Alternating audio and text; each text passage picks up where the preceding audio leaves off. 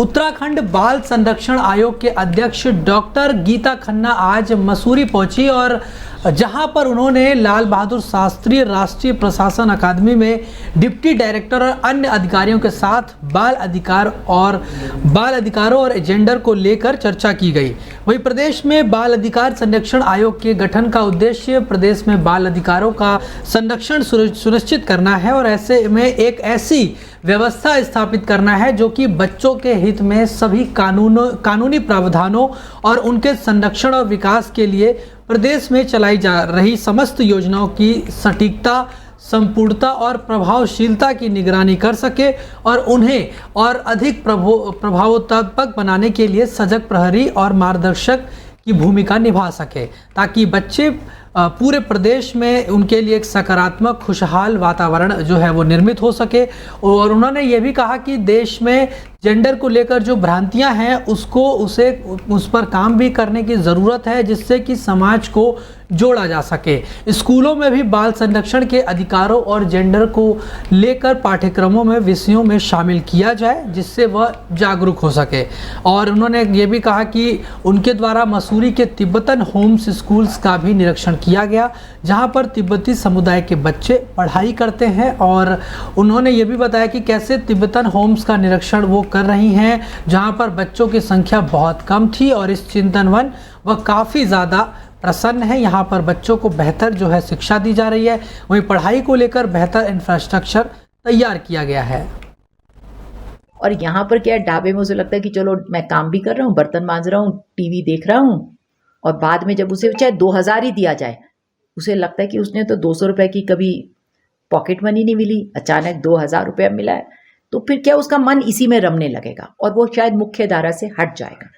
तो इसलिए हमें उन सब बातों को भी ध्यान में रखना है। कहीं कहीं पर उनके साथ अमानवीय व्यवहार हो जाता है, तो इसलिए बाल श्रम को लेके एक वृहद पॉलिसी है और ये अभियान चलाया जा रहा है, जिसकी शुरुआत हम लोग कल से कर रहे हैं। मेरा तो सभी मसूरी की जनता से, यहाँ पे आने वाले पर्यटकों से और सभी व्यापार मंडल के लोगों से, होटल एसोसिएशन, होम स्टे, सभी से मेरी अपील है कि आप लोग बचपन को सुरक्षित करने में हमारे भागीदार बने।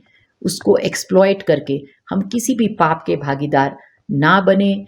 इस संदेश को पहुंचाएं। जहां आपको बच्चा कार्यरत दिखे वहां एक छोटा सा फोटो वीडियो बना के लोकेशन के साथ अपनी डिस्ट्रिक्ट टास्क फोर्स हमारी एक्टिव रहती है, डीएम के वेबसाइट पे डाल दें और हम लोग उसको रेस्क्यू करेंगे। CWC को इन्फॉर्म कर सकते हैं, scpcr.uk@gmail पे हमारे को मेल कर सकते हैं, ताकि हम अपने बच्चों को सुरक्षित रखें, उन्हें मुख्य धारा से वंचित ना होने दें, उनकी ग्रोथ, करियर और शिक्षा में कोई बाधा उत्पन्न।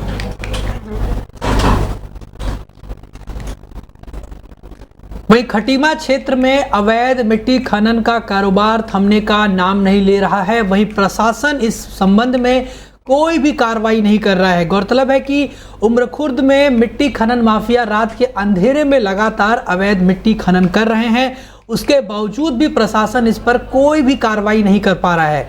यहाँ तक कि उम्रखुर्द में विधायक निधि से 3,50,000 की लागत से बनी पुलिया भी अवैध मिट्टी खनन माफियाओं ने ट्रैक्टर टाली से ठोक कर मार तोड़ी, आपको बताया कि तोड़ दिया है। और भी मिट्टी खनन माफिया ने नहर के तटबंध में ही तोड़ दिए हैं।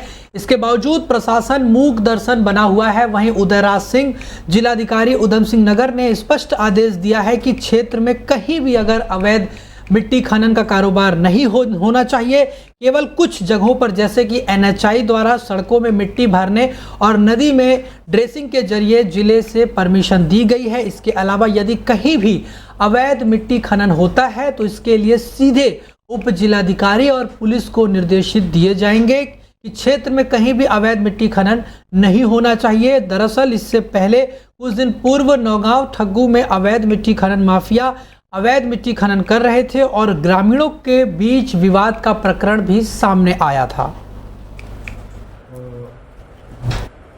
किन क्षेत्रों में चल रही है ये मैं जानकारी कराऊंगा और अवैध रूप से मिट्टी का खनन न होने पाए ये भी सुनिश्चित कराऊंगा।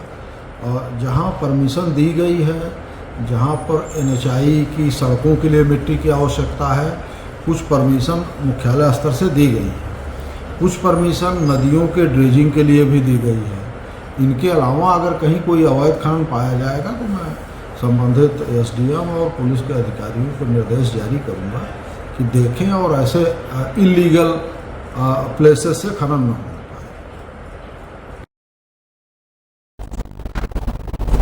वहीं नगर पंचायत पिरान कलियर ईओ में जानकारी देते हुए ये बताया गया कि क्षेत्र में काटी गई अवैध कॉलोनियों के व्यक्तियों को नोटिस दिया गया है और कहा है कि वर्तमान में जो भी लिस्ट है इसमें से जो कॉलोनियां काटी हुई हैं वो अवैध हैं और अगर अवैध कॉलोनी वाले व्यक्ति जल्दी मानक पूरे नहीं करते हैं तो 10 से 15 दिन में अवैध कॉलोनियों पर बुलडोजर चलेगा।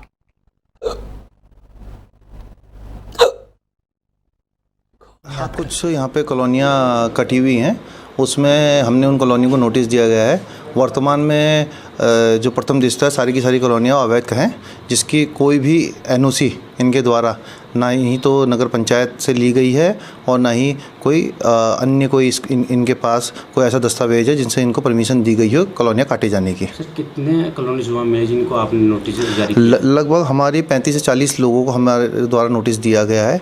इसमें आपका कुछ भेड़पुर में, कुछ मुकर्रमपुर में आपकी कुछ अवैध कॉलोनियाँ काटी गई हैं और अभी नोटिस का जैसे अपना जवाब देते हैं उसके बाद जो भी नियमानुसार कार्रवाई होगी हम करेंगे। सर, क्या कलियर नगर पंचायत के अंदर कोई वर्तमान तो हम ऐसा कह नहीं सकते क्योंकि अभी नगर पंचायत का जो गठन विगत 5 साल पहले ही हुआ है, 5 से 7 साल पहले हुआ है और ये जो हमारा नगर पंचायत क्षेत्र है अभी ऐसी कोई हमारे पास ऐसे दस्तावेज नहीं है जो हम बता पाएँ कि आपको कि ये वैध है या अवैध है। सर, जैसे नोटिस जारी कर दिया है, कार्रवाई कब तक होगी इनके ऊपर? नोटिस का पहले ये जवाब देंगे, नोटिस के जो जवाब होगा यदि संतोषजनक होगा तो उनको छोड़ा जाएगा, जिनका संतोषजनक नहीं होगा उन पर कार्रवाई करेंगे।